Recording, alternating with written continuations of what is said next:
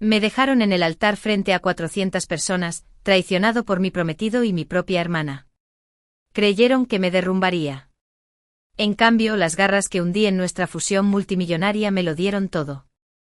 Ahora bien, no soy la mujer a la que humillaron. Soy la mujer a la que rendirán cuentas. La primera vez que conocí a Nathan Carter, tenía 7 años y ya hablaba 2 idiomas con fluidez. Estaba descalzo en el jardín trasero de la finca Vineyard, con una camiseta de Spider-Man y una bolsita de jugo en la mano como si fuera una copa de vino. «Eres demasiado serio para alguien con sandalias de gelatina», dijo entrecerrando los ojos por el sol. No respondí. Me di la vuelta y saqué la novela de bolsillo que llevaba bajo el brazo, El jardín secreto. Siempre había preferido la compañía de chicas que no existían. Aún así, se sentó a mi lado. ¿Sabes trepar árboles? Ese fue el comienzo. A los 10 años, ya sabía lo que era Evita. A los 14 ya observaba las reuniones de la junta directiva de Alice Global, sentado junto a mi padre mientras él hablaba sobre la expansión internacional y la reestructuración de capital. A los 16 ya había negociado mis propias prácticas de verano con una firma de capital privado, no porque necesitara experiencia, sino porque no soportaba perder el tiempo. Mi vida estaba diseñada, medida y era eficiente. La de Nathan no. Era el único hijo de Charles Carter, fundador de Carter & Company, una de las empresas industriales más respetadas del país. Los Carter eran ricos con una ambición renovada. Pero Nathan pintaba. Tocaba el piano. Asistía como oyente a clases de poesía en Brown. Se reía con naturalidad y coqueteaba con la temeridad como yo coqueteaba con la precisión. Nos veíamos cada verano. En cada gala familiar. En cada baile benéfico navideño donde nuestros nombres aparecían juntos en la lista de donantes, parecía un presagio. Cuando terminamos en Yale yo para un doble doctorado en Derecho y MBA, él para una licenciatura en Artes Liberales que nunca terminó, parecía inevitable. Me besó en el tejado de la biblioteca Sterling la noche que cumplí 22. No sé qué es esto, murmuró rozándome la mejilla con los dedos como si fuera de cristal, pero creo que lleva ocurriendo mucho tiempo. Así fue. Nuestro compromiso se produjo 3 años después, anunciado sin bombos y platillos, sino con un apretón de manos tras la fusión de más de $1.000 millones de nuestro padre. La sociedad con Ellis Carter Holdings convertiría 2 legados en un futuro consolidado. Mi madre lloró cuando Nathan le propuso matrimonio con un zafiro de 3 quilates flanqueado por diamantes. No por el anillo, sino por el papeleo posterior. ¿Estás feliz?, me preguntó esa noche cepillándome el pelo como si aún tuviera 10 años. Estoy lista, respondí. No fue esa la pregunta que me hizo, pero fue la única respuesta que pude dar. Fijamos la fecha para el 9 de abril, con 6 meses de antelación. Eso nos dio el tiempo justo para organizar el evento perfecto sin perder el impulso emocional. Miranda, mi asistente ejecutiva y ahora coordinadora de bodas, creó un grupo de trabajo. Listas de invitados, catas de catering, bocetos florales arquitectónicos.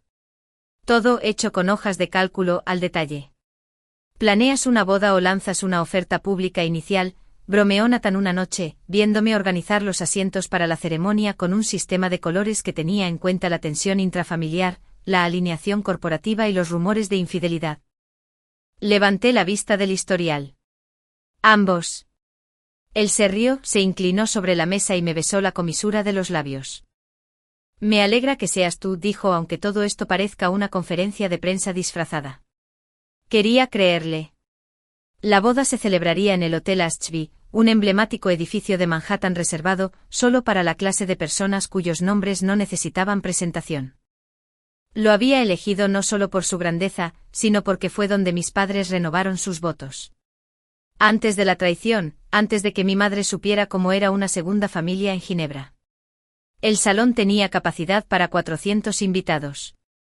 Candelabros de cristal austriaco brillarían sobre mesas vestidas de marfil y oro. Cada asiento llevaría una tarjeta de vitela personalizada, impresa a mano. Mi vestido, una colaboración entre 2 casas de alta costura, se encontraba bajo vigilancia las 24 horas en una sala de exposiciones de Madison. No dejaba nada al azar. Estás trabajando demasiado, me dijo Nathan una noche frotándome los hombros mientras yo miraba mi portátil. Había aparecido inesperadamente trayendo comida para llevar de un pequeño local que nos encantaba en Tribeca. Incliné la cabeza hacia atrás. Trabajando es como respiro. Respirando es como la mayoría de la gente respira. Esbocé una leve sonrisa. Entonces la mayoría de la gente debería aprender mejores hábitos. Se inclinó hacia adelante y apoyó la barbilla en mi hombro. No tienes que ser perfecto todo el tiempo. Sí, dije cerrando la laptop. Lo hago. Mi hermana Vanessa llegó a casa 2 semanas antes de la boda. Había estado terminando una residencia de diseño en Milán. Algo artístico, algo vagamente competitivo. Vanessa siempre había vivido a mi sombra, pero nunca lo había lamentado. O si lo hacía, nunca lo demostraba. Dime que al menos hiciste hueco para el champán en esta fiesta, dijo, mirando mi carpeta de bodas de 6 pestañas. Llevaba una blusa de seda color adinerado y olía a cítricos importados y a libertad. Hay una cata de Dom Perignon programada para el jueves, dije. ¿Estás en el comité de maridaje? Hizo un saludo burlón. Por fin, algo para lo que estoy cualificada. Estábamos cerca.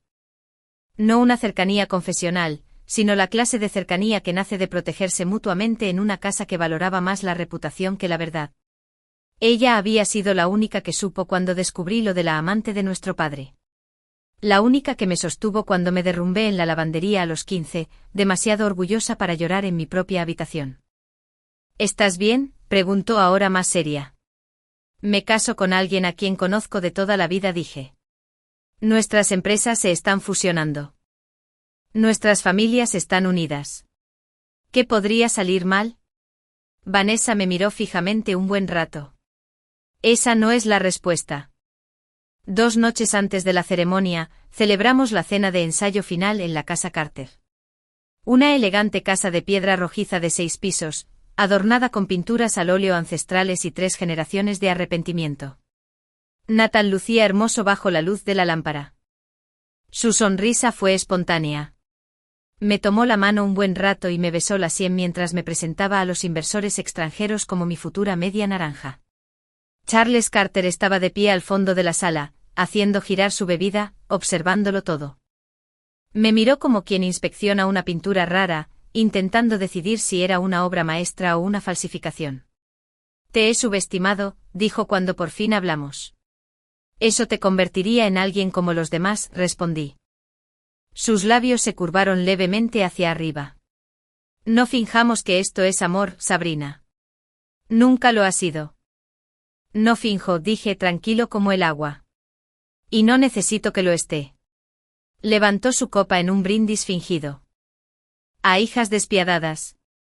Y a hijos poco cualificados, respondí chocando su copa con la mía. La noche antes de la boda, no dormí. Me quedé frente a los enormes ventanales de mi suite en la Torre Ashby, contemplando el horizonte de Manhattan. La ciudad latía en silencio sin percatarse de que todo aquello para lo que me había pasado la vida preparándome estaba a menos de 24 horas. Busqué el anillo en mi dedo. El zafiro que Nathan me había regalado. Estaba frío. No por el metal. De memoria. Me dije que lo amaba.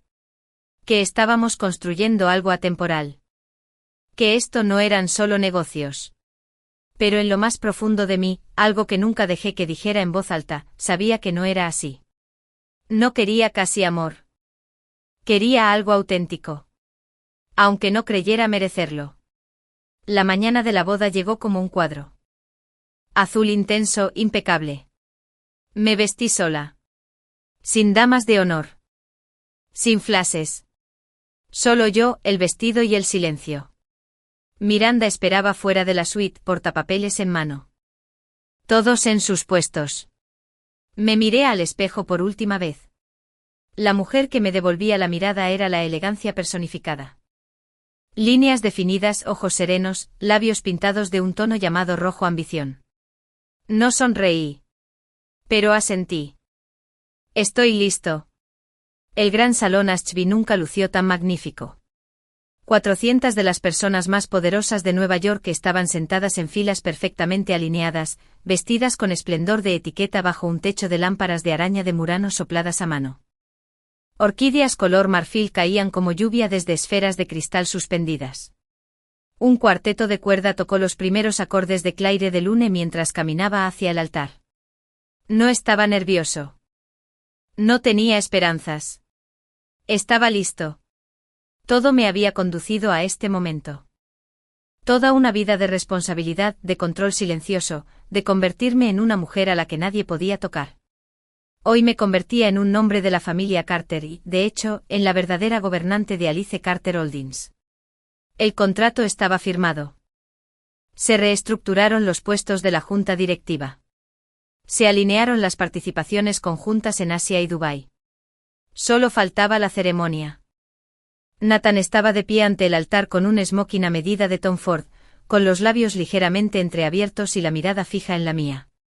Llevaba el pelo peinado como me gustaba, con raya a un lado, lo suficientemente despeinado como para parecer humano. Por un instante se parecía al chico del jardín con la caja de jugo, el que me había pedido que trepara a los árboles. Pero ese niño había crecido. Y yo también. La música se suavizó. El ministro sonrió. Queridos, estamos reunidos aquí hoy. Apenas escuché el resto. Mi mente estaba calculando. Invitados, alianzas, cobertura mediática. Vi a Charles Carter sentado en primera fila, con expresión indescifrable. Mi padre a su lado con expresión tensa pero orgullosa. Vanessa, con un vestido de seda azul pálido, estaba sentada en la tercera fila, con la mirada fija en Nathan. Tenía las manos entrelazadas suavemente sobre el regazo. El ministro se giró hacia Nathan. Nathaniel James Carter, ¿aceptas a Sabrina Catherine Ellis como tu legítima esposa? El salón contuvo la respiración. Nathan tensó la mandíbula. Un músculo se contrajo cerca de su sien. Se me encogió el estómago. Entonces sus ojos, esos ojos color avellana que había memorizado durante cientos de noches, se desviaron. Se alejaron de mí. Pasó junto a mí. Hacia algo, alguien, entre la multitud. No me giré de inmediato. No tuve que hacerlo. Lo sentí. Como si la gravedad me llevara a un centro diferente. Lentamente seguí su mirada. Hacia Vanessa. Sus manos ya no estaban cruzadas sobre su regazo. Estaban sobre su vientre como si los protegiera. El movimiento era leve, pero inconfundible. Un gesto que no correspondía a una boda. Un gesto que correspondía a un consultorio médico. En un anuncio. No aquí. No ahora. No con mi prometida. Me volví hacia Nathan. Sus labios se separaron. Sí, empezó con la voz apenas por encima de un susurro. No puedo hacer esto. Hubo un instante de silencio. Un vacío. Y entonces ruido, jadeos, crujidos, murmullos confusos.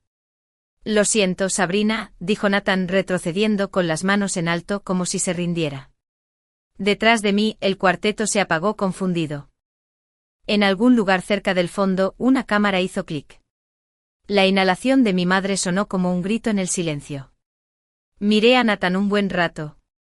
Se estremeció como si esperara una bofetada o un colapso. Tenía los ojos muy abiertos. Culpable. Simplemente asentí. Entiendo, dije con claridad, en voz alta, a toda la sala. Luego me quité el anillo de compromiso. Un zafiro de 3 quilates engastado en platino. Lo coloqué con cuidado en la Biblia del ministro. Las exclamaciones resonaron en el salón como el viento en un campo. Me giré y caminé por el pasillo. Sola. Al pasar por la primera fila, me detuve junto a Charles Carter. Se incorporó un poco como si quisiera interceptarme, pero me incliné hacia su oído y le susurré, cláusula 14c. Debería haberla leído con más atención. Su rostro palideció. Él lo entendió. La cláusula, incluida en el contrato complementario de fusión, fue idea mía. Decía que en caso de que algún miembro de la familia Carter cancelara públicamente la boda antes de la firma final, Alice Global conservaría la participación mayoritaria, no de forma conjunta, sino en su totalidad. Y no a mi padre. A mí. Él no lo había visto. El equipo legal de Carter tampoco. Me había asegurado de ello. Me enderecé, levanté la barbilla y seguí caminando. Las grandes puertas del salón de baile se abrieron ante mí. El personal del hotel se quedó paralizado, incrédulo. A uno se le cayó una bandeja de copas de champán. El estruendo resonó como un disparo. Afuera el Rolls Royce estaba parado junto a la acera. El conductor abrió la puerta con la confusión reflejada en su rostro. Entré. Sola. Me miró por el espejo. ¿Sin marido?, preguntó sin poder contenerse. No respondí en voz baja. Solo un futuro. Para cuando salimos del hotel, ya me había quitado el velo. Mis dedos no temblaban cuando metí la mano en el bolso y saqué el teléfono. Solo había un número debajo por si acaso. No fue mi padre. No fue mi madre.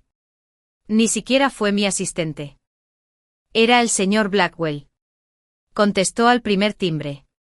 Sí, señora Ellis. Ejecute el plan Orión, dije. Mi voz no tembló. Pausa. ¿Estás seguro?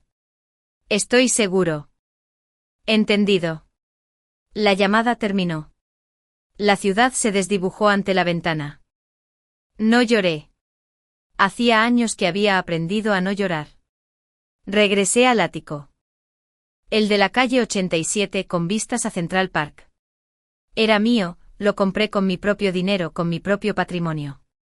El conserje hizo una reverencia, con el rostro desgarrado por la compasión. No lo necesitaba.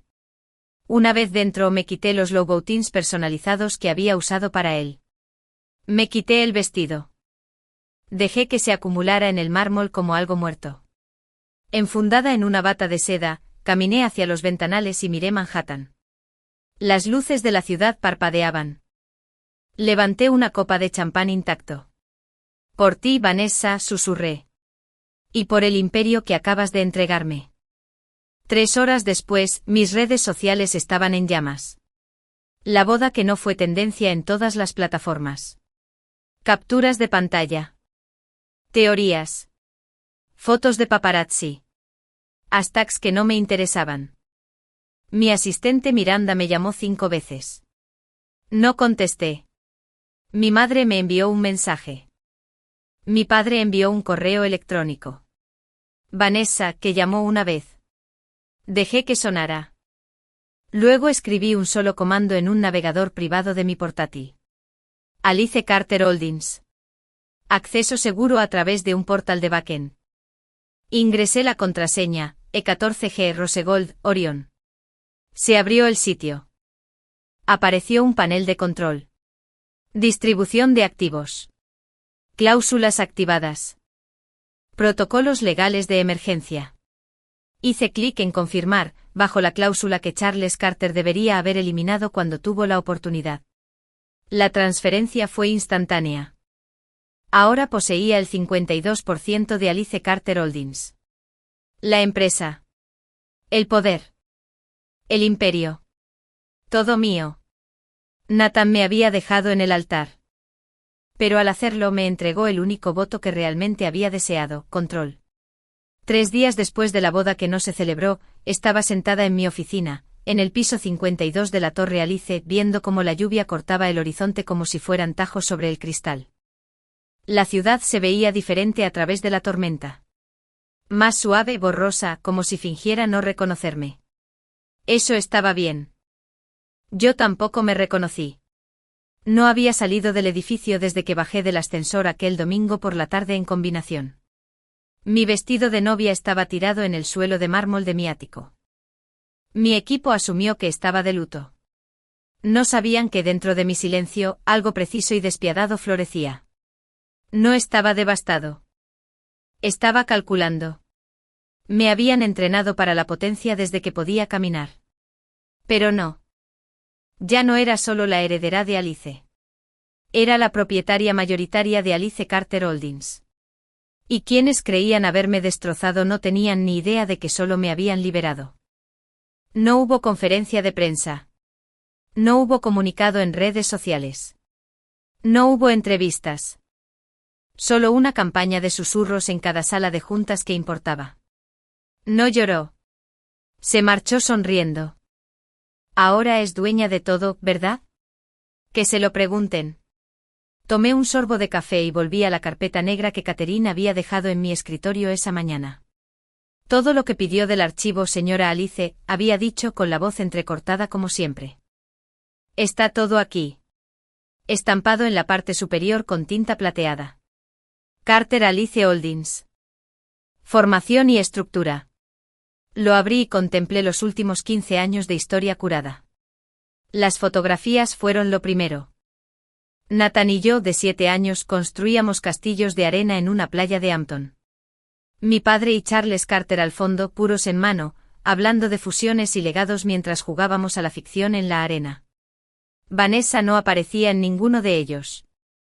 No la habían invitado a esos primeros viajes. Era demasiado joven.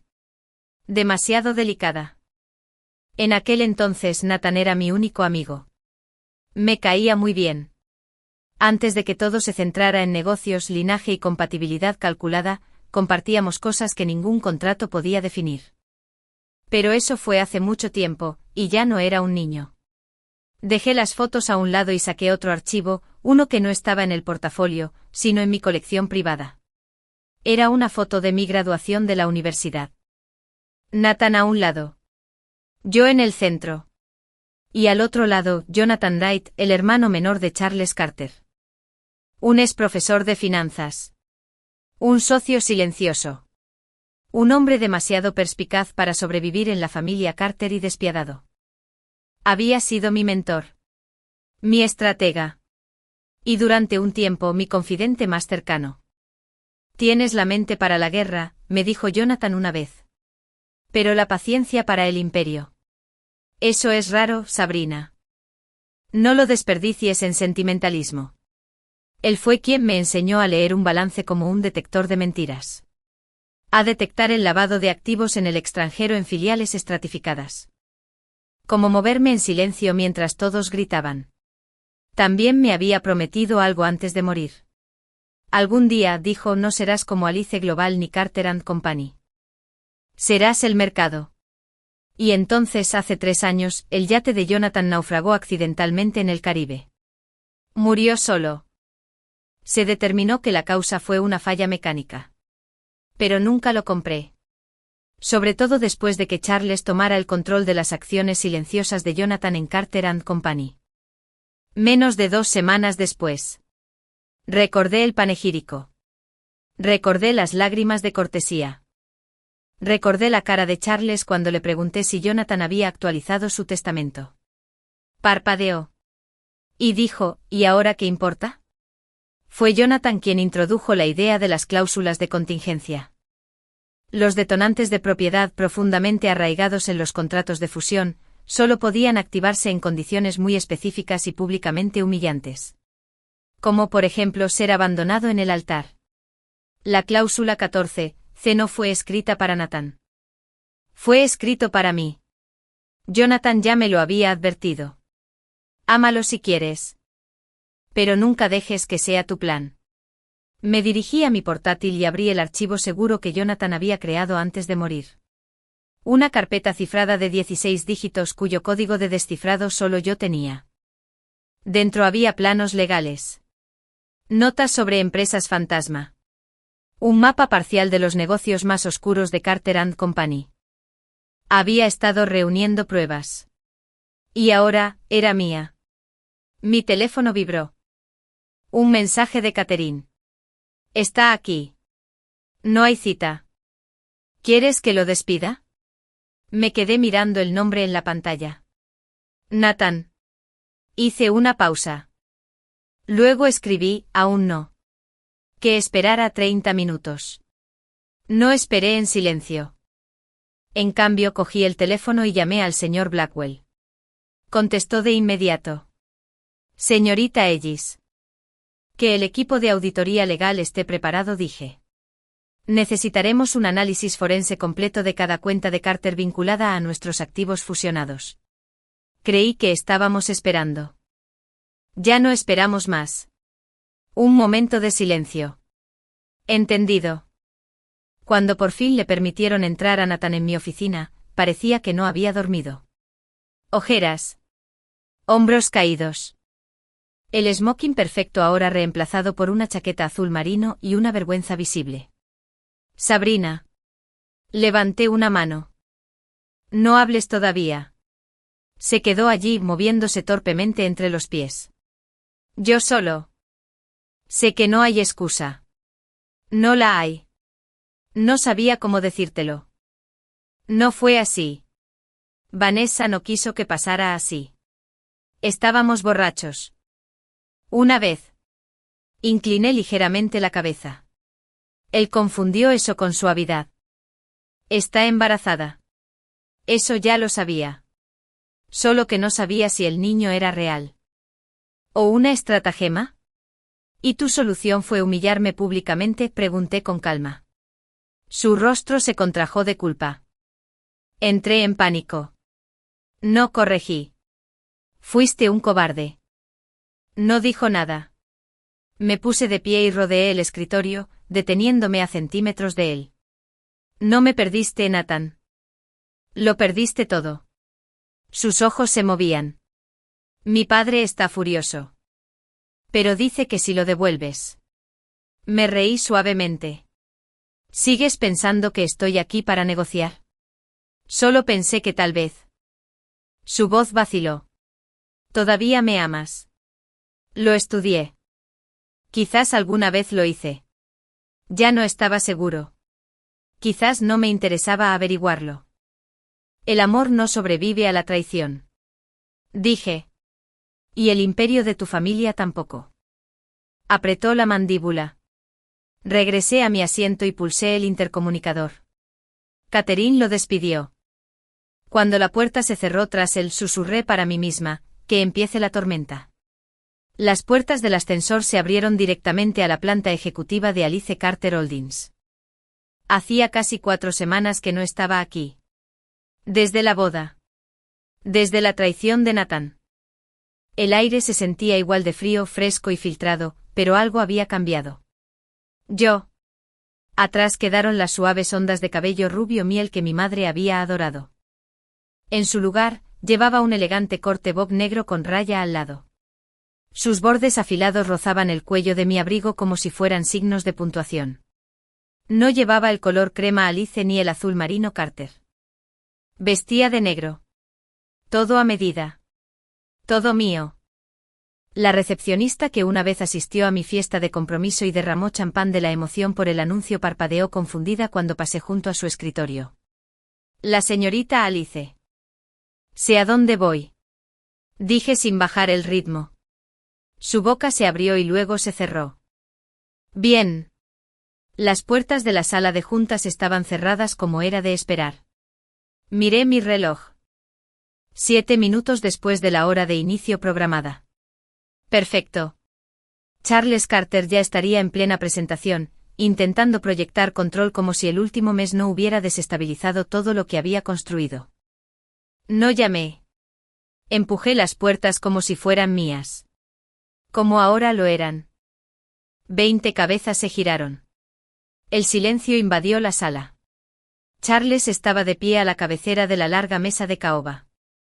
Una mano en un control remoto. La otra en un gesto de la mano, frente a una proyección trimestral. Nathan estaba sentado a su derecha. Su postura era rígida. Su rostro estaba pálido. Sus ojos se encontraron con los míos. Amplia e ilegible, y luego cayó sobre la mesa pulida. Señorita Alice. Charles dijo, recuperándose con una sonrisa de 2 ensayos. Esta es una sesión cerrada solo para miembros de la Junta de Alice Carter. Si desea programar una cita. No será necesario, dije acercándome a la mesa. Dejé un portafolios de cuero frente a Harold Whitman, jefe del departamento legal y fiel seguidor de Carter desde hace mucho tiempo. Una vez me llamó querida en cada almuerzo de accionistas. Hoy ya no lo hizo. Esta es una notificación certificada de transferencia de participación mayoritaria. Dije con frialdad. A las 9 de la mañana de ayer, poseía el 52% de las acciones con derecho a voto de Alice Carter Holdings. ¡Qué sorpresa! Murmullos.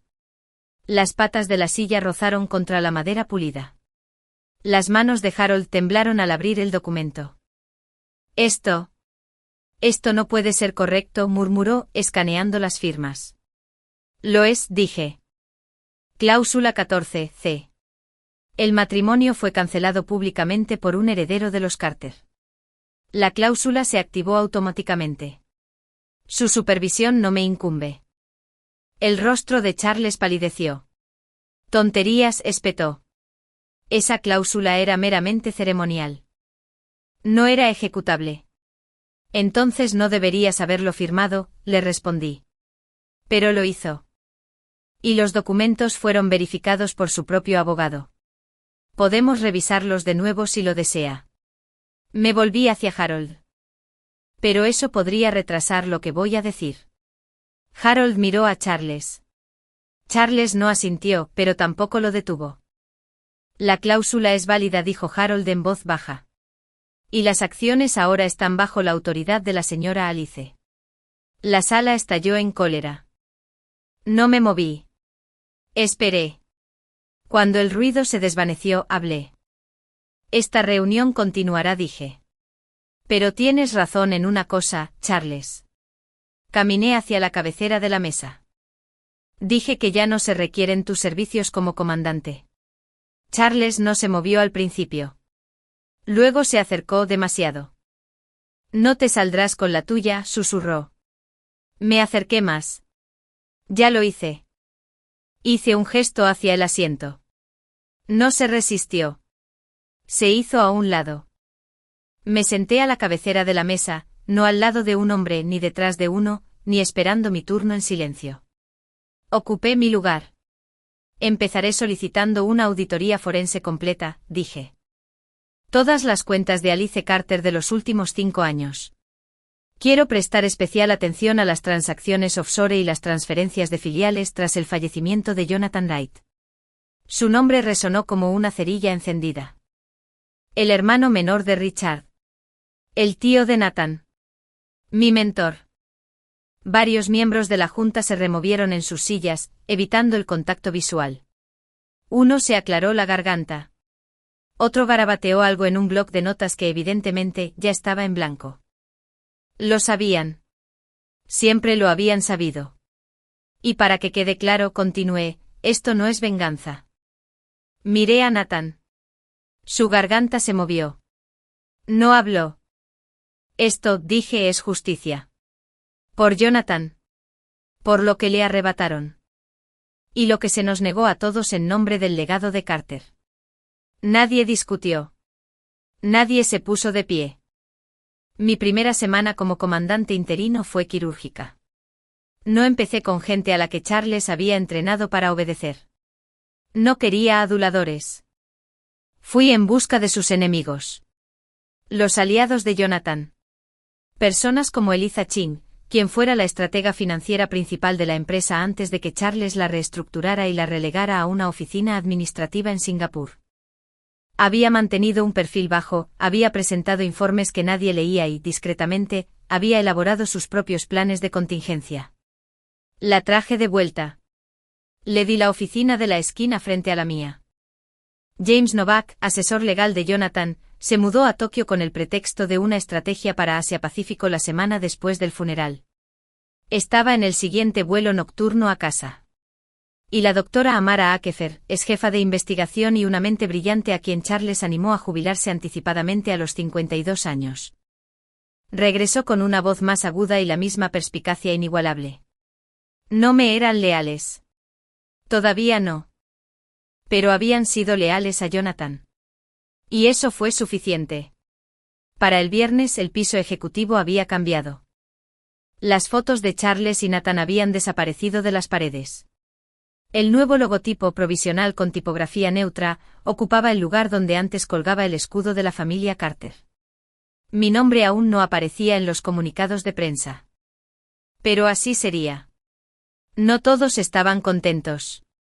Marcus Reed, el actual director financiero y el confidente más cercano de Charles, programó una reunión privada conmigo ese viernes por la tarde. Llegó con un traje de raya diplomática color carbón y una sonrisa artificial. Has causado sensación, dijo sentándose frente a mi escritorio sin esperar a que lo invitara. ¿Has venido a halagarme, Marcus?, pregunté sin levantar la vista. Se rió entre dientes. Solo digo los hechos. Pero tengo mis dudas. Supuse que sí. Reactivar el antiguo equipo de Jonathan, dijo, generará preguntas. Se supone que así será. Te estás haciendo enemigos. Levanté la vista. Lo dices como si fuera una advertencia. Lo es. Dejé el bolígrafo. Marcus, esta empresa está llena de gente que vio morir a Jonathan y guardó silencio. Eso me convierte en un buen enemigo. Al menos ahora sé quién es quién. Se movió hacia adelante apoyando las palmas de las manos sobre mi escritorio. Richard Carter construyó este imperio. Nunca estuvo destinado a ti. Me incliné. Richard Carter cometió un error que me preocupa, dije en voz baja. Me subestimó. No lo repitas. Sonrió tensamente. Lo noté. Cuando se fue, no me relajé. Cogí el teléfono. Catherine. Dije. Sí, señorita Ellis. Quiero todo sobre Marcus Reid. Finanzas. Llamadas. Reuniones fuera de los libros. Y cualquier cosa que lo vincule con cuentas en el extranjero. Hubo una pausa. Ya estaba trabajando en ello. Esa noche entré sola en mi ático, igual que después de la boda. Pero esta vez no me sentí abandonada. Me sentí alineada. Había comenzado. El imperio ya no era suyo.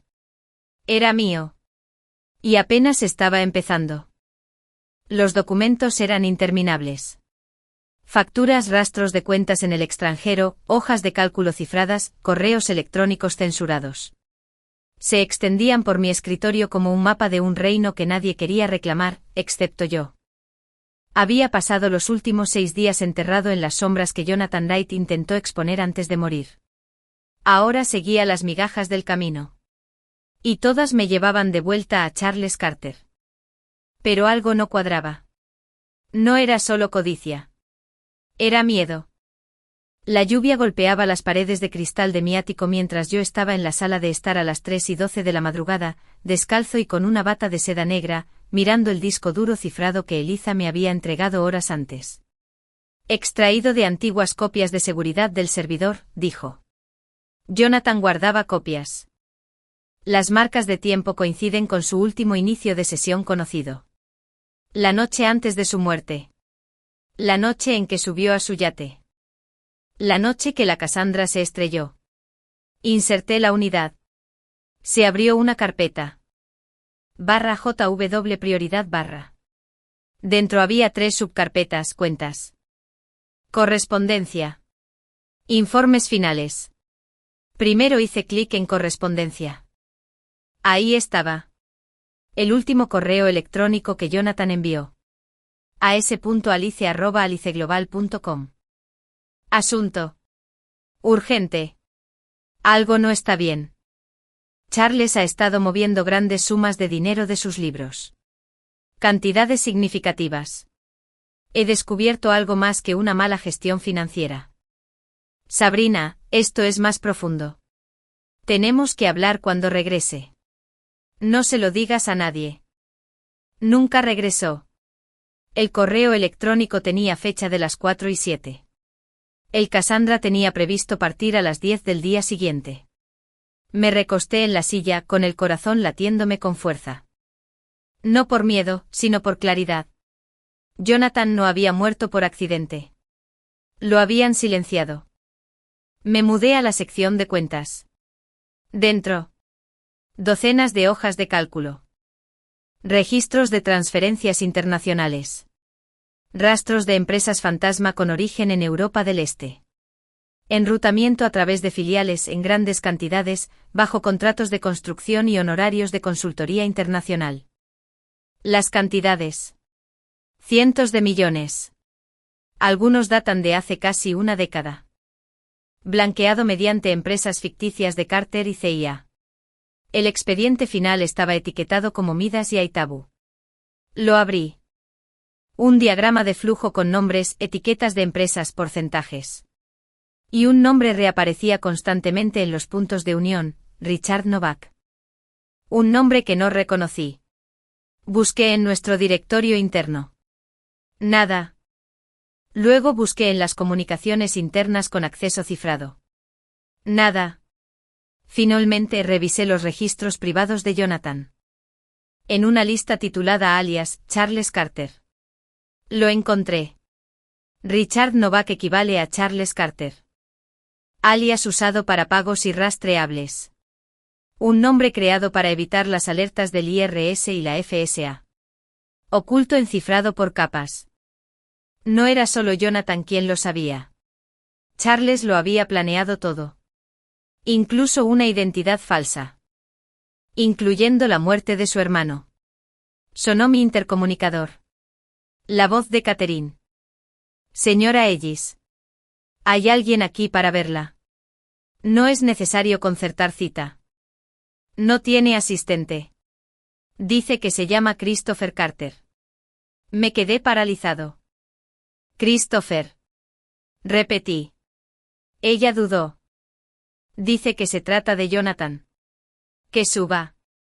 La última vez que vi a Christopher Carter fue en una reunión familiar hace 2 años. Alto, desaliñado, más callado que su hermano mayor, Nathan, y mucho menos interesado en los negocios. Era el segundo hijo de Charles. El blando según los chismes corporativos. Pintaba. Estudió arquitectura en Berlín. Se rumoreaba que era la decepción de la familia. Pero cuando entró en mi oficina, no parecía una decepción. Parecía alguien que cargaba con una verdad demasiado pesada para un solo hombre. Sabrina, dijo cerrando la puerta tras él. Christopher. Nos miramos fijamente un momento. Necesito hablar contigo, dijo. Sobre lo que realmente le pasó a Jonathan. Y sobre lo que mi padre planea hacerte. Sacó una memoria USB de su abrigo y me la entregó. He estado recopilando pruebas desde que Jonathan murió. Era como un segundo padre para mí. ¿Por qué yo?, pregunté mientras conectaba la unidad. ¿Por qué traer esto ahora? Porque mi padre está desesperado, dijo. Y no estás a salvo. Se cargaron los archivos. Docenas de ellos. Las grabaciones de llamadas telefónicas entre Charles y consultores extranjeros. Transferencias bancarias a empresas fantasma en Letonia y Chipre. Una transcripción de una nota de voz. Si Jonathan habla, estamos perdidos. Es él o nosotros. Imágenes de vigilancia. Granuladas en blanco y negro. Anticuadas. 2 noches antes del hundimiento del Cassandra. Un muelle. El yate de Jonathan. El Cassandra. Sigue amarrado. Una figura en la sombra se acerca a un hombre que trabaja en el barco. La figura se inclina. Le entrega un sobre. Se gira. Camina hacia la cámara. Incluso en baja resolución, reconocí ese rostro. Charles Carter. ¿Cómo conseguiste esto?, susurré. Christopher estaba sentado frente a mí, con los hombros encorvados y los ojos inyectados en sangre. Lo he estado observando durante años, dijo. Después de que mi madre murió, él cambió. Jonathan fue el único que le hizo frente. ¿Y tú?, pregunté. Me quedé callado. Hasta que me di cuenta del precio del silencio. Mi mente corría. Mi respiración se detuvo. ¿Qué está planeando?, pregunté. Christopher levantó la vista, algo melancólico se reflejaba en su mirada. Para destruirte, dijo. Ya perdió la empresa. Pero si das un paso en falso, enterrará a todos los involucrados. Mi voz se agudizó. ¿Está atacando a mi familia? Christopher dudó. Lo oí decir algo sobre tus padres. ¿Qué necesitaban? Contención. Me puse de pie al instante y contesté el teléfono. Blackwell contestó al segundo timbre. Sáquenlos, dije. Esta noche. La propiedad de Suiza. Jet privado. Ruta no pública. Sin rastro documental. Y envía un equipo de seguridad. Nivel 4. No me interrogó. Nunca lo hizo. Al terminar la llamada, volví a Christopher. Gracias por decírmelo. Parecía inseguro. No confío fácilmente, añadí. Así que no confundas esto con una alianza. Todavía no. Asintió. No deberías confiar en nadie, dijo en voz baja. Especialmente a nadie llamado Carter. Esa noche, después de que Christopher se fuera, volví a pararme junto a la ventana. La lluvia golpeaba el cristal como estática. Una limpieza fría e implacable. Miré hacia Manhattan, la vibrante red de luces y acero que una vez pareció un campo de batalla. No, era un tablero de ajedrez. Y yo acababa de reclamar la reina. La pantalla se dividió en dos mitades. A un lado, Charles Carter de pie en un podio en la sala de prensa Davis Carter, vestido con un sobrio traje gris y corbata roja, con el escudo de los Carter prendido en la solapa.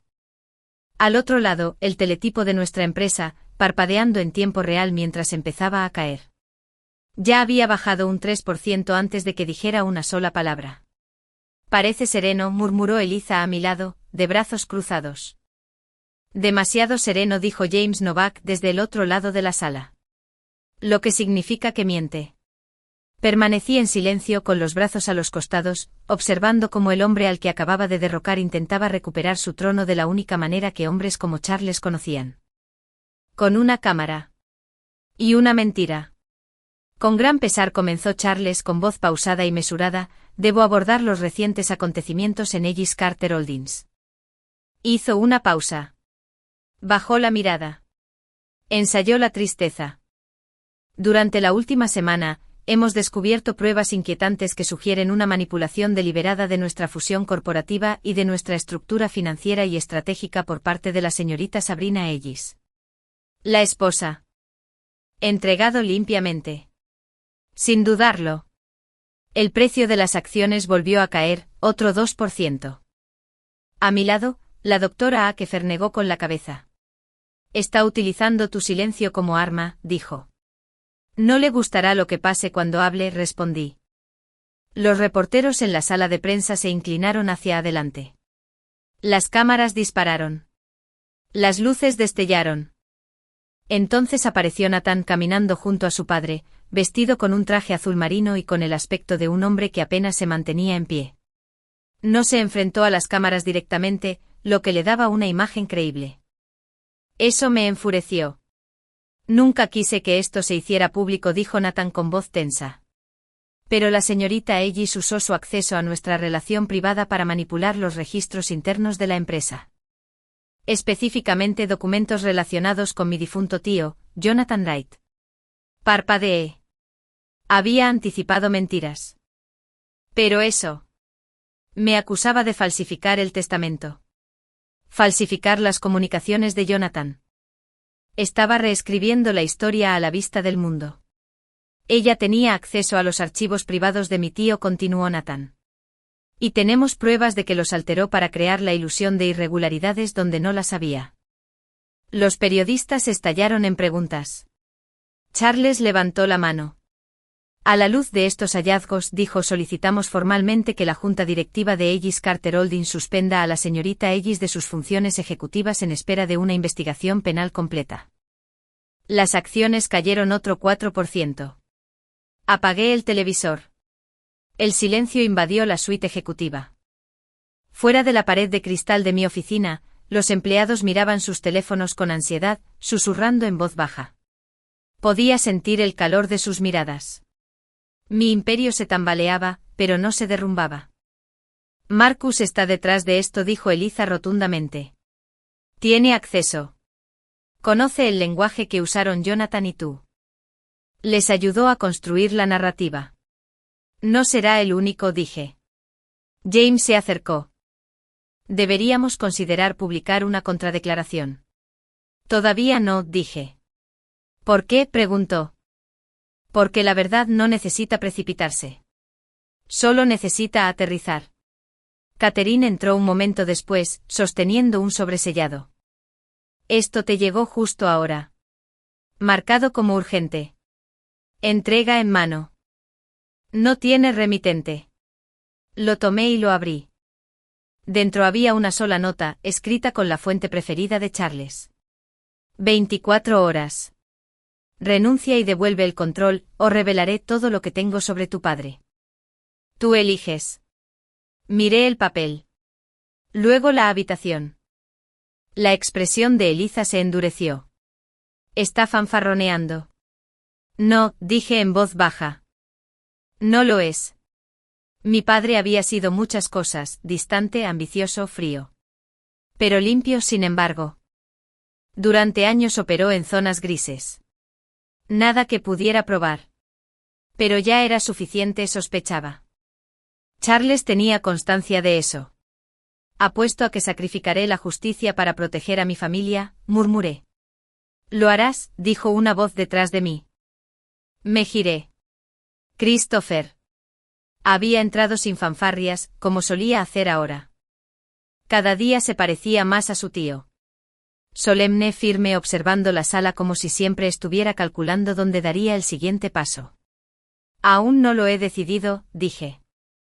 Pero la verdad era que sí, protegería a mi familia. Aunque eso significara sangrar primero. El intercomunicador volvió a sonar. La señorita Alice Victoria está en la línea 1. Dice que es urgente. La sala quedó en silencio. Ponla en altavoz. Catherine asintió. Un clic. Entonces su voz. Sabrina. Necesito verte. Se trata de Charles. Es importante. Mis dedos se curvaron alrededor del borde del escritorio. ¿Por qué viniste a mí?, pregunté con voz aguda como un bisturí. Ya le diste todo. No lo entiendes. Está planeando algo peor que todo lo que conocía. Ya no te ataca solo a ti. ¿De qué hablas?, pregunté con frialdad. Hubo un instante de silencio. Entonces ven a verme. Por favor. Hotel Millennium. Habitación 1214. Encontré algo que él no sabe que tengo. Se cortó la comunicación. Está fanfarroneando, dijo James. Está aterrorizada, replicó Eliza. Ya la oíste. Ya ha causado bastante daño. Podría ser nuestra puerta de entrada, dijo Christopher. Todos se volvieron hacia mí. ¿Qué quieres hacer?, preguntó. Miré el horizonte. Las acciones seguían bajando. El nombre de mi padre era ahora moneda de cambio. Y la única mujer que podría tener la pieza que faltaba era la hermana que me arruinó la vida. Voy, dije. Christopher dio un paso adelante. Voy contigo. No discutí. Salimos del edificio en silencio por la salida trasera. Mientras el coche se metía en el tráfico, no dije nada. Me quedé mirando el sobre en mi regazo y pensé, Charles acaba de declarar la guerra. Y ya no me queda más que defenderme. El Hotel Millennium siempre olía a dinero frío y discreción. La habitación 1214 estaba al final del pasillo. La alfombra de felpa amortiguaba mis pasos, pero nada aliviaba la tensión. Christopher caminaba a mi lado en silencio con las manos en los bolsillos del abrigo. No me preguntó por qué no había enviado a seguridad. Ni siquiera me preguntó por qué hacía esto. Sabía que a veces la única manera de salir de una trampa es atravesándola. Llamé una vez. La puerta se abrió al instante. Victoria estaba allí con el mismo aspecto que el fantasma de mi hermana. Su piel estaba pálida bajo el exceso de maquillaje. Sus ojos estaban ensombrecidos por el insomnio. Su mano se posó instintivamente sobre su vientre. Un gesto que una vez me persiguió. Ahora lo cuestionaba todo. Sabrina, dijo. Gracias por venir. No me des las gracias todavía, respondí. Ella retrocedió un paso para dejarnos entrar. La suite estaba tenuemente iluminada. Había botellas de champán, medio vacías, sobre la mesa junto a una bandeja de fruta intacta. Debajo una carpeta manila. Tengo algo, dijo Victoria con voz temblorosa. Escuché a Charles hablando con Marcus. Dijo que ya cumplí mi propósito. Me miró con los ojos abiertos y frenéticos. Creo que se va a deshacer de mí. No respondí. Porque no confiaba en ella. Y porque no estaba aquí para desentrañar mis emociones. Estaba aquí para obtener pruebas. Sé lo que hice, dijo rápidamente. Y no te pido que me perdones.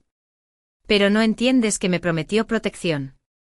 Dijo que si lo ayudaba a distraerte acostándote con Nathan, lo interrumpí. Ella se estremeció. No, eso era diferente. Solo pasó una vez. Dijo que sería mejor para la familia si yo levantaba la mano. Ella se quedó callada. Dime qué encontraste. Dije secamente. Se acercó a la mesa y abrió la carpeta Manila. Dentro había capturas de pantalla impresas, copias de correos electrónicos y recibos de transacciones. Jonathan tenía un servidor privado, dijo. Lo encontré. Contiene todo. Los archivos auténticos. No los que Charles manipuló. Jonathan sabía a dónde iba el dinero. Me acerqué.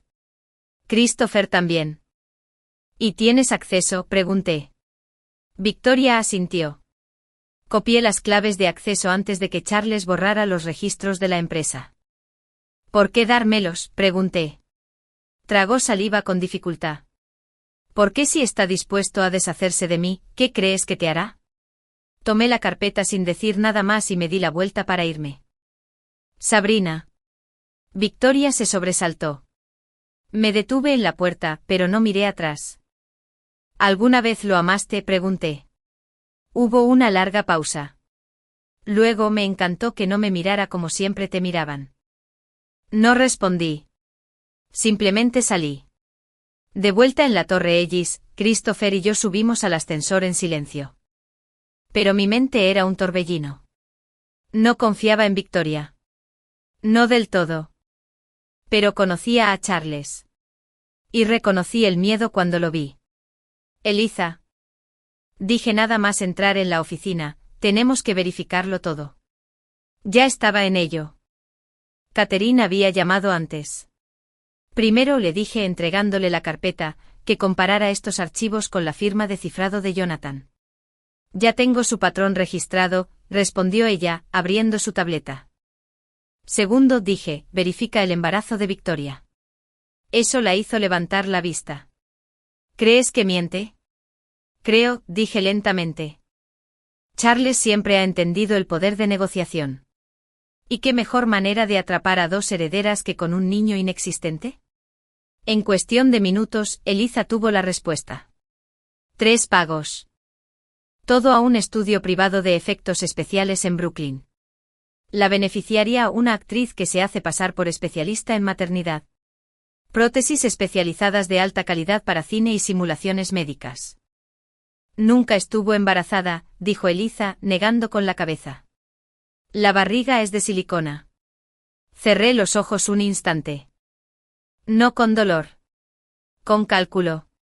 La traición, las lágrimas, el escándalo. Todo había sido una trampa elaborada. Y casi caigo en ella. James entró con más información. Comparamos los archivos que te dio Victoria. Las claves de acceso son legítimas. Este es el servidor de Jonathan. Abrió los archivos reflejados en la pantalla frente a nosotros. Docenas de carpetas cifradas. Una marcada. Ennegrecido. Por dentro. Clara evidencia de lavado.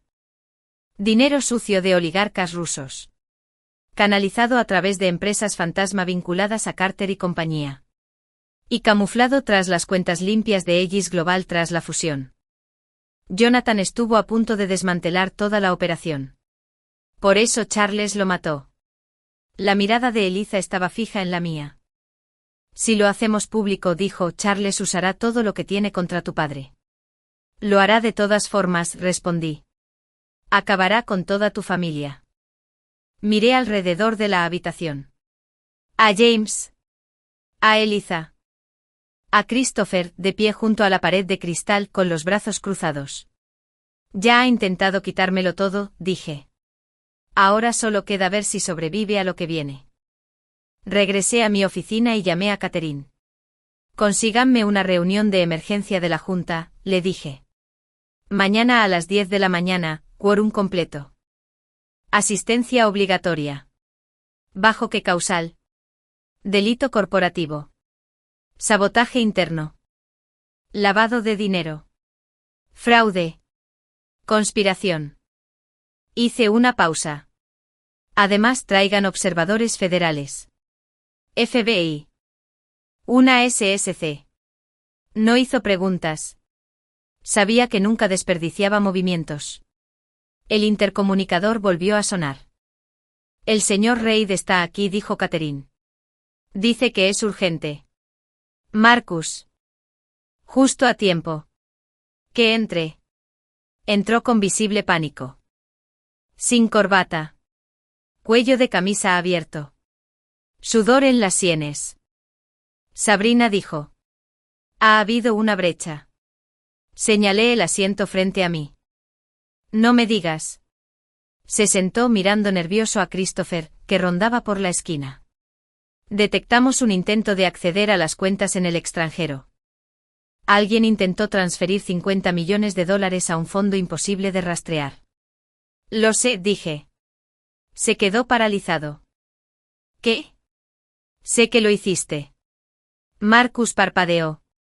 Sabrina y giré la pantalla de mi portátil hacia él. Marcas de tiempo. Registros del servidor. Entrada de su credencial. Imágenes de seguridad. Todas apuntan a él. Podría hacer que te arrestaran hoy mismo, dije con calma. ¿O qué? ¿O cooperas? Me miró fijamente. Entonces finalmente se derrumbó. Richard tiene influencia, dijo. Sobre tu padre. Fraude grave. Evasión fiscal. Cosas que hundirían a tu familia durante décadas. Está fanfarroneando. No, y aún así, sigues aquí. Suplicando. Tragó saliva con dificultad. Porque si no me vuelvo, me destruirá también. Sonreí levemente. No te equivocas. Cuando se fue, llamé a Eliza. Marca a Marcus. No confíes en nada de lo que dice. Pero tampoco lo detengas. ¿Crees que correrá hacia Charles? Cuento con ello. Esa noche volví a estar frente a mi ventana. Nueva York brillaba a mis pies. La sala de juntas estaba lista. La evidencia estaba asegurada. Los federales informaron. Y Charles llegaría con su mejor traje listo para enterrarme. No lo sabía a la mañana siguiente. Yo estaría sosteniendo la pala. La sala de juntas de Ellis Carter Holdings nunca había estado tan llena. Eran las 9:58 de la mañana, 27 miembros de la Junta, asesores legales senior, oficiales de cumplimiento, jefes de departamento y asesores financieros ocupaban todos los asientos. Algunos permanecían rígidos con sus trajes a medida. Otros susurraban por teléfono con la mirada fija en las pantallas del otro lado de la sala. Dos hombres de pie en la pared del fondo con trajes negros idénticos con expresiones indescifrables. DIVIA. División de Delitos Financieros.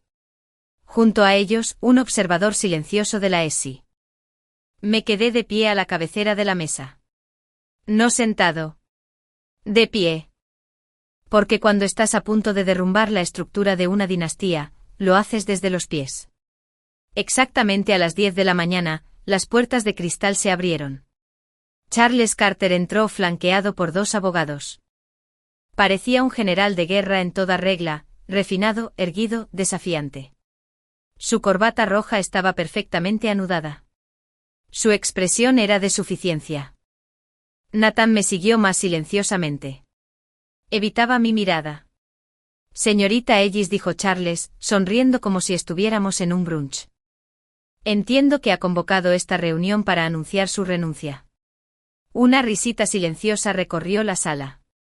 No sonreí. No del todo, dije. Las puertas se abrieron de nuevo. Eliza entró entregando carpetas gruesas a cada miembro de la Junta.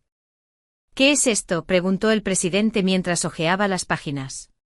Pruebas, respondí, de lo que realmente le sucedió a Jonathan Wright y de lo que Charles Carter ha hecho desde entonces. Los murmullos recorrieron la sala al aparecer gráficos, correos electrónicos y registros de auditoría. Registros bancarios. Rastros en el extranjero. Sociedades fantasma en Europa del Este. Transacciones filtradas a través de docenas de subsidiarias de Carter y la compañía, todas vinculadas a oligarcas rusos y redes criminales.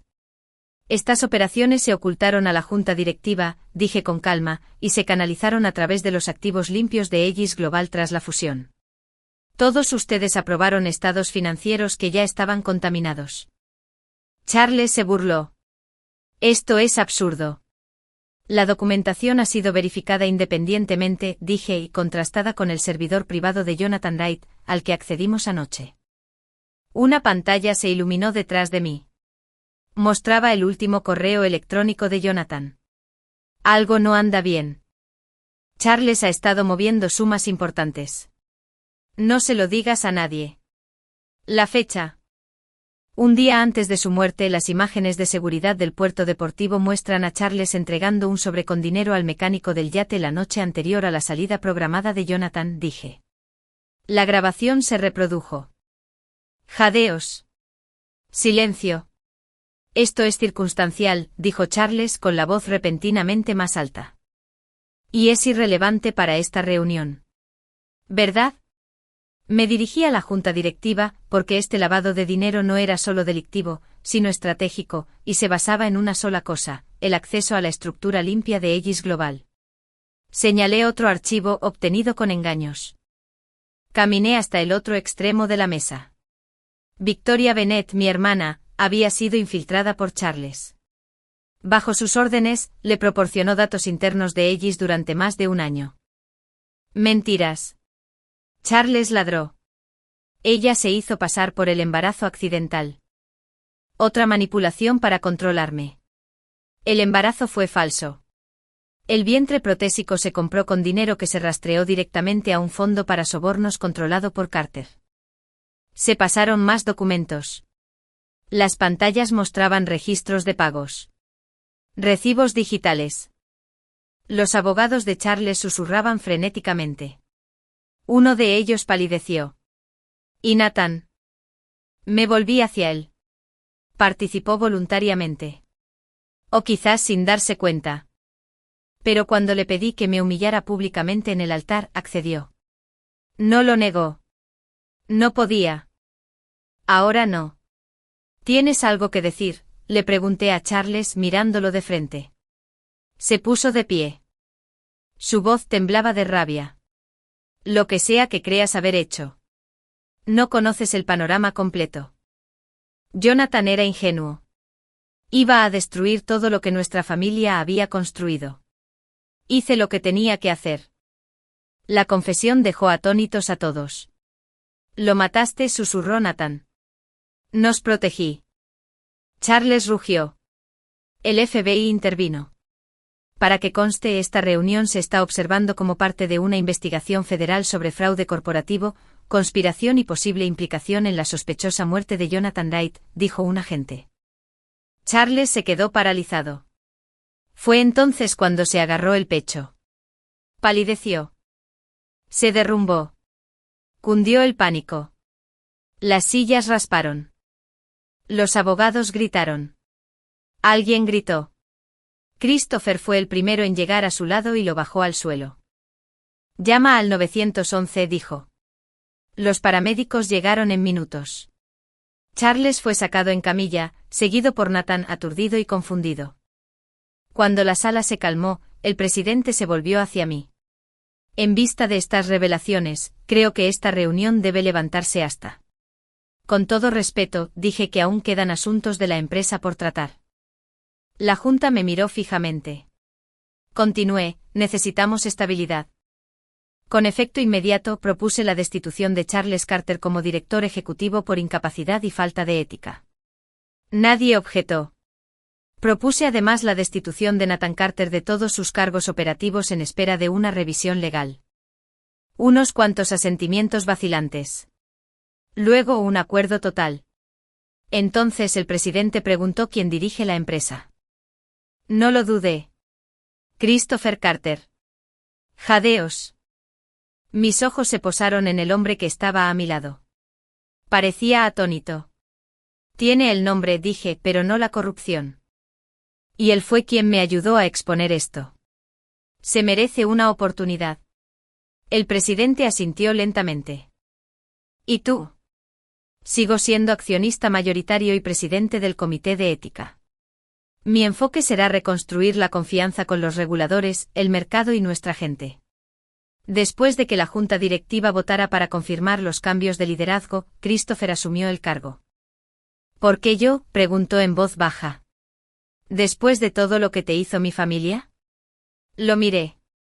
Porque esto nunca se trató de destruir a Davis Carter, dije. Se trataba de honrar a Jonathan. Y construir algo mejor a partir de lo que dejó atrás. La sala de juntas de Davis Carter estaba vacía ahora. La misma sala donde Charles declaró la guerra estaba inquietantemente silenciosa. Salvo por el lento y preciso clic del bolígrafo de Christopher. Estaba sentado al final de la larga mesa de cristal, con el traje ligeramente arrugado y una leve sombra bajo los ojos. Pero parecía firme. No poderoso. No jactancioso. Tranquilo. ¿Seguro que me quieres aquí?, preguntó de nuevo, más suave esta vez. No te elegí por tu apellido, dije cerrando el archivo. Te elegí porque fuiste la única que nunca intentó poseer nada que no te perteneciera. Me miró a los ojos. Solo quería que saliera la verdad. Así fue. Y ahora limpiamos las cenizas. En los días posteriores al colapso y arresto de Charles, los titulares inundaron todas las pantallas. Imperio de mentiras. El patriarca Carter enfrenta cargos por lavado de activos y fraude. Embarazo falso, encubrimiento de asesinato y engaño multimillonario. Dentro de la caída de Davis Carter. La mujer que no se inmutó. Sabrina Ellis recupera el control. Ignoré a la mayoría. Que el mundo grite. Que se encarguen del escándalo. No me interesaba su sorpresa. Ya estaba construyendo algo nuevo. Celebramos la primera reunión de reestructuración interna 3 días después de que Charles fuera detenido. Christopher presidió la sesión. Observé en silencio desde un lado, dejándolo hablar.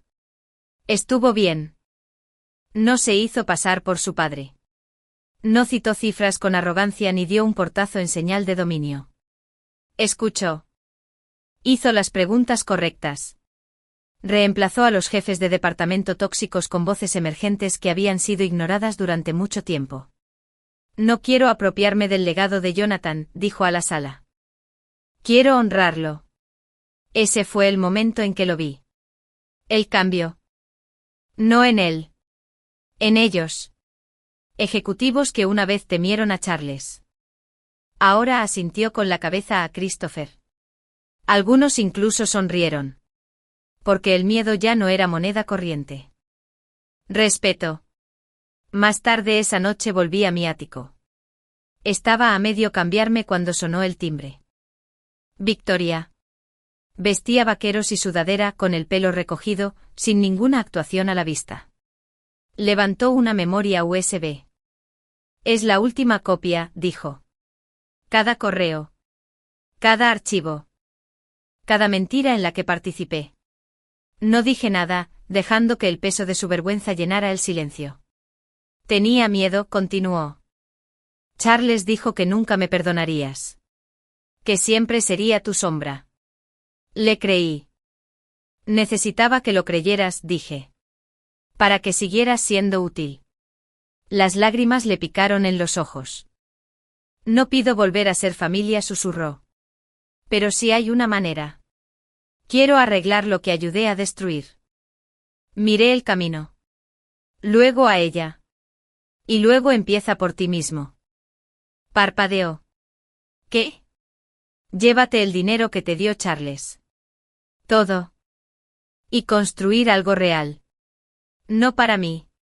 Para ti. Su labio tembló. No me inmuté. Se fue en silencio. Al día siguiente Alexander Davis fue arrestado en el aeropuerto JFK mientras intentaba abordar un avión privado con destino a Dubái. Lo había negado todo durante semanas, calificó la investigación de cacería de brujas y afirmó que Sabrina Ellis era una mujer despechada que buscaba venganza. Pero las pruebas eran más contundentes. Propiedades en el extranjero a su nombre. Un documento confidencial que detalla el plan de embarazo falso, rubricado a su puño y letra. Bajó. El mercado apenas se inmutó. Las acciones de Davis Carter se habían estabilizado. Los inversores habían cambiado de opinión porque la empresa ya no giraba en torno a él. Se trataba de nosotros. Christopher me llamó la semana siguiente. Hay algo que deberías ver, me dijo. Lo conocí en el muelle sur. Estaba de pie junto al muelle mirando el agua. En sus manos, una caja de madera sellada. Jonathan lo tenía guardado, explicó. Instrucciones para abrirlo solo si algo salía mal. Dentro, una carta escrita a mano para mí. Sabrina, si estás leyendo esto, es que la tormenta vino a por mí. Y lo siento. Siempre viste a través del ruido, siempre buscaste la verdad, incluso cuando te hería. Por eso confié en ti más que en nadie. Me derrotaron, construyeron algo mejor, no solo más limpio, más fuerte y más amable. Y por favor, no te conviertas en ellos para vencerlos. Eres mejor que eso, Jonathan. Me quedé mirando su letra con el corazón dolido. No por dolor, sino por responsabilidad. Esa noche me quedé junto a las ventanas de la nueva planta de operaciones de nuestra sede reestructurada. Ellis Global pronto cambiaría de nombre. Uno que no estuviera vinculado a la corrupción ni a la traición. Uno que se basara en la ética de Jonathan, no en la avaricia de Charles. Detrás de mí mi equipo trabajaba hasta tarde. No porque estuvieran obligados, sino porque creían en la nueva fundación. Señorita Ellis, dijo Eliza, entrando silenciosamente. Los reguladores europeos acaban de aprobar la transferencia de cartera de activos limpios. Somos oficialmente solventes y estamos en regla. Asentí. ¿Y Marcus? Pruebas de Turn State. Su acuerdo de inmunidad se aprueba la semana que viene. Bien. Que las ratas escaparan mientras pudieran ver el naufragio. Christopher apareció a mi lado con una tableta. Estamos listos para el relanzamiento. Nombre definitivo. Me volví hacia él y sonreí. Wright Holdings. Parpadeó. A Jonathan le habría gustado eso. No dije en voz baja. Habría discutido conmigo. Luego sonrió discretamente cuando nadie me veía. Las lámparas de araña de la nueva sede de Wright Holdings se diseñaron para reflejar el horizonte de la ciudad. No para imitarlo, sino para reflejarlo. Ese era el objetivo de esta noche. Nuestra gala de relanzamiento. El renacimiento de la empresa. No mediante la negación. No mediante el borrado. Sino mediante la confrontación. No quemamos el pasado hasta los cimientos. Estudiamos las cenizas y construimos de forma diferente. Afuera del gran salón de baile, el nuevo logotipo de la empresa brillaba en los paneles digitales. Un diseño minimalista. Líneas definidas. Colores limpios. Bajo el nuevo lema, la transparencia es el nuevo poder. Casi 500 invitados se reunieron en el interior, vestidos de gala y smoking. Ejecutivos. Periodistas. Ex-escépticos. Ahora creyentes convertidos. Bebían champán bajo una suave luz dorada y hablaban de innovación con gran entusiasmo. Y por una vez, yo no dominaba la sala. Lo estaba viendo. Fez esta noche. No tuve que pelear por un lugar en la mesa. Yo era el dueño de la mesa. Eliza estaba de pie junto a mí con un vestido azul medianoche. Su cabello estaba recogido en un moño tan afilado que podría haber cortado acero. Sabes, dijo inclinando su copa hacia la multitud, corre el rumor de que el fantasma de Charles Carter aún ronda las antiguas salas de conferencias. Sonreí. Bien. Que recuerden la historia con moraleja. Lo lograste, Sabrina. No te di las gracias. Porque la verdad era que no lo había hecho solo. Christopher emergió de la multitud con un traje negro clásico. Sin corbata. Cuello de camisa relajado. Parecía tranquilo. Sin pulir. Sin esforzarme. Solo presente. ¿Estás lista para tu momento?, preguntó ofreciéndome el brazo. Ya he tenido suficientes momentos, dije. Me interesan más los que nadie ve. Él asintió y me guió con suavidad hacia el centro de la sala. Un foco se ajustó. El silencio invadió el salón. Y luego aplausos. Nada estruendosos. Nada salvajes. Firme. Con propósito. Respetuoso. Se sintió real. El maestro de ceremonias tomó el micrófono. Esta noche honramos a la mujer que tomó lo que estaba roto, lo que sangraba, y no solo lo vendó. Ella lo reestructuró, lo reescribió y lo redefinió. Una gran pantalla detrás de él se iluminó. Los clips se retransmitieron. Presentadores de noticias anunciando el arresto de Charles. Mi conferencia de prensa con agencias federales. Fragmentos de la sala de juntas. Imágenes comparativas del antiguo logotipo de Davis Carter y el nuevo símbolo de la derecha. En la mesa de la Junta. En la audiencia de la SEC. En la gala. Lo llamaron un arco de redención. Pero yo sabía que no era así.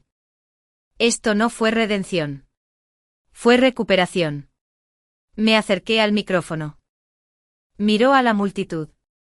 Luego lentamente a la primera fila. Christopher. Victoria, de pie en silencio al fondo sin séquito ni focos, simplemente presente. Me aclaré la garganta. Algunos heredan legados, comencé. Algunos los destruyen. Y algunos, muy pocos, logramos reconstruirlos a partir de las ruinas. La sala quedó en silencio. Continué. Nunca fui la persona más ruidosa de la sala. Nunca fui la que daba puñetazos ni alzaba la voz. Yo era la mujer a la que le decían que sonriera más. Que se quedara quieta. Que confiara en quienes sabían más. Risas suaves desde algunos rincones. Estuve comprometida con un hombre que se quedó de brazos cruzados mientras su padre saboteaba todo lo que mi familia había construido. Me traicionaron en mi propia boda. Me arrastraron al escrutinio público, me humillaron en televisión en vivo y me enterraron bajo titulares que no escribí. Más silencio. Pero esto es lo que pasa con ser enterrado, dije con voz firme. Si te entierran en tierra, no en cemento, eso no es muerte. Es plantación. Un suave murmullo de aprobación. Volví a crecer. Tras el discurso, la multitud estalló. Por una vez dejé entrar los aplausos. No por los elogios. Sino por la finalidad. El final. Bajé del escenario. Christopher me esperaba con 2 copas de champán. Una para el legado, dijo. Y uno por la paz. ¿Cuál es cuál?, pregunté. Me los entregó. Te has ganado el derecho a decidir. Nos quedamos al fondo del salón viendo cómo se desarrollaba el resto. Los bailarines se balanceaban. Los flashes de las cámaras brillaban. Se negociaban acuerdos en silencio. Los periodistas rondaban, pero no se atrevían a acercarse. No esta noche. No cuando la sala ya había tomado una decisión. Ya no era el escándalo. Yo era el estándar. ¿Lo extrañas alguna vez?, preguntó Christopher tras un largo silencio. ¿Extrañar qué? La versión antigua de todo. Antes de la masacre. Lo pensé. En la chica ingenua que una vez eligió orquídeas para su boda sin saber que su novio ya había elegido a otra. Sobre la hija que intentó honrar el imperio de su padre, sin saber que él había vendido parte de él a demonios. Sobre la hermana que confió en una sonrisa antes que en las pruebas. No, dije. Porque esa versión de mí podría romperse. Esta se dobla, pero no se rompe. Sonrió. Entonces apartó la mirada. Y me di cuenta. No solo me admiraba. Él creyó en mí. A medida que avanzaba la noche, los invitados fueron saliendo poco a poco. Las luces se atenuaron. La música se calmó. Y me quedé solo junto a la pared de cristal que dominaba la ciudad. ¿El imperio que creían que había dejado ir? No lo había dejado ir. Lo había redefinido. Y esta vez, nadie me lo arrebataría. Fin.